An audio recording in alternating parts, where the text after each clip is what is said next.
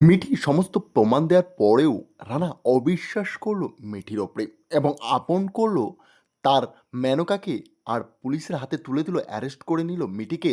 Police অবশেষে বন্ধুরা চলন্ত পর্বে আমরা দেখতে পাবো মিঠি হসপিটালে শুয়ে থাকে এবং মিঠি তার সমস্ত প্রমাণ দেখিয়ে দেয় রানাকে। এদিকে রানা সবটা জেনে গিয়ে তখনই জিজ্ঞাসা করে পরিবারের লোকজন, কী রে রানা, তুই কোথায় পেলি?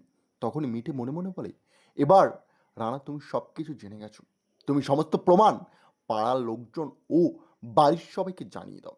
তখনই রানা পুলিশ ডেকে নিয়ে আসে আর বলে, এই সব কিছুর পিছনে নাটক করেছে ওই মিঠি। মিঠি আমার 10 কোটি টাকা হাতানোর চেষ্টা করেছিল, তাই জন্য এই নাটকটা সে বানিয়েছিল।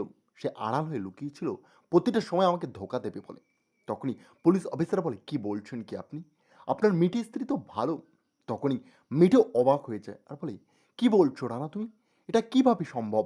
আমি তোমার কোনো ক্ষতি করতে পারি না, আমি যে তোমাকে ভালোবাসি। তখনই পুলিশ অফিসার বলে, হ্যাঁ, ওকে বিশ্বাস করুন, উনি বিশ্বাসযোগ্য। মিঠি অবাক হয়ে যায়। তখন রানা বলে, আমি বলছি তো, আমি সব কিছু জেনে তারপরে উত্তর দিচ্ছি।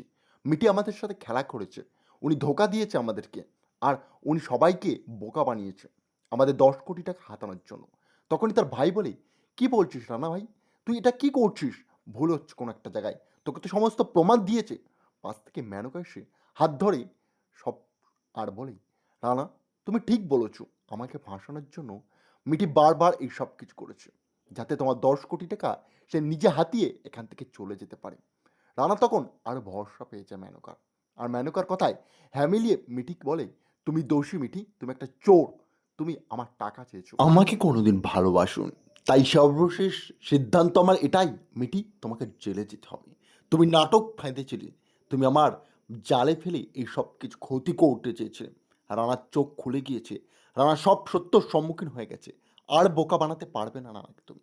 তখনই মেনকা কাঁদতে কাঁদতে বলে, আমার ভালোবাসা ও পরিবারের মান মর্যাদা নিয়ে মিটি খেলেছিস, তোকে তো ফাঁসতে হতোই। একে একে পরিবারের লোকজনকেও বিষ ঢেলতে থাকে মামা মামি, আর বলে মিঠি একটা বাজে মেয়ে। তারপরেই মেনকা বাইরে এসে বলে, খুব সুন্দর দিয়েছো, তোমাকে দেখে বিশ্বাসই করতে পারছি না তুমি সেই রানা যাকে আমি প্রথমবার দেখেছি, আর আজ রানার একরকম রূপ। তখন পুলিশ অফিসার বলে, চলুন ম্যাডাম, আপনার নামে যে এফআইআর করেছে আপনার হাজবেন্ড উইথ এভিডেন্স, এবার কি করব?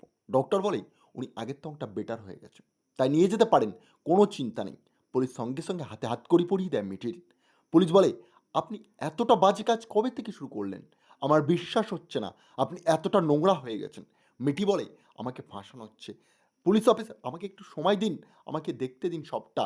তখনই মিঠি কাটি বসিয়ে দেয়। আর পুলিশ অফিসার বলে, সেই সব সময় আপনার হাত থেকে অনেক বেরিয়ে গিয়েছে। তারপরেই কনস্টেবল টানতে টানতে নিয়ে চলে যায় মিঠিকে। মিঠি লক্ষ্য করে তার সামনে দিয়ে চলে যাচ্ছে তার ভালোবাসা অর্থাৎ রানা। রানা যেমন একটা অন্য মনস্ক ভাব, সে তাকে চেনেই না, মিঠিকে যেন আজ পর্যন্ত সে দেখিনি।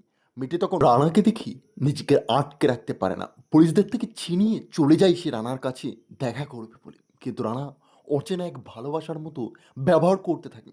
তখন মিঠি কোনো কিছু না বলেই পুলিশের হাতে নিজেই চলে যায়। পুলিশরা টানতে টানতে তাকে নিয়ে গিয়ে জেলের ভেতরে পুরে দেয়। মিঠি অবাক হয়ে যায় সবটা দেখে, সেভাবে সব প্রমাণ দেওয়ার পরেও কি হচ্ছে কিচ্ছু বুঝতে পারছে না। এই যে রানা অন্য কেউ, আমি চিনতে পারছি না।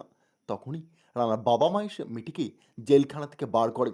মিঠি কথা বলতে গেলেই মিঠিকে পাত্তাও দেয় না, বলে, তুমি একটা বাজে মেয়ে, তুমি আমার ছেলের ইমোশন নিয়ে খেলা করছো টাকার জন্য। মিঠি কোনো কিছু বোঝানোর পূর্বেই সেখান থেকে বাড়ির লোকজন চলে যায়। মিঠিও চলে যায় নিজের পরিবারে। আর এদিকে পরিবারের মাঝখানে রানা বলে, আজ থেকে মিঠি বলে আমার জীবনে কেউ নেই, আমার জীবন একমাত্র ভালোবাসা হচ্ছে মেনকা, তাকে আমি আপন করে নিজের স্ত্রী বানিয়েছি, আর সেই আমার সব। আর মেনকার মনে যেন একটা উচ্ছন্ন হাসি, সে মুখ থেকে হাসতে হাসতে কোকিয়ে যাচ্ছে আর বলে, ধন্যবাদ রানা, আমি তো